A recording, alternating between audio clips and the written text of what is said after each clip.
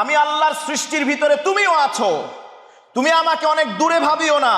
ফা ইন্নী কারীব, আমি একেবারে তোমার নিকটে আছি। সূরা আল বাকারা 186তম আয়াত। উজিবু দাওয়াতাদ দাঈ ইযা দাআন।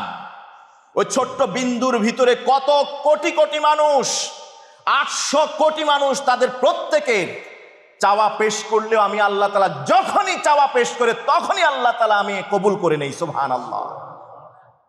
কত কাছের বান্দা, আমি তোমার কত কাছে, আমাকে এত দূরে ভাইবো না, আমি তোমার কত কাছে। শুনো সূরা কাফ, আল্লাহ তাআলা বলছেন নাহনু আকরাবু ইলাইহি মিন হাবিলিল ওয়ারিদ।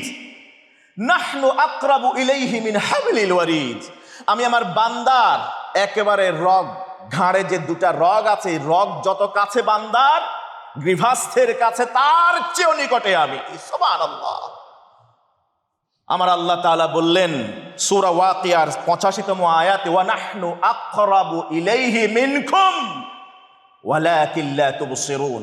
ওয়া নাহনু আকরাবু ইলাইহি মিনকুম ওয়ালাকিন লা তুবসিরুন। ও দুনিয়ার মানুষেরা, তোমরা যে পাশাপাশি বসে থাকো একজন আরেকজনের কাছে, তোমরা একজন আরেকজনের যত কাছাকাছি, আমি আল্লাহ তাআলা তার চেয়েও কাছাকাছি। অথচ ওয়ালাকিন লা তুবসিরুন, তোমরা আমাকে দেখতে পাও না। এই পৃথিবীতে আমাকে দেখতে পাবে না।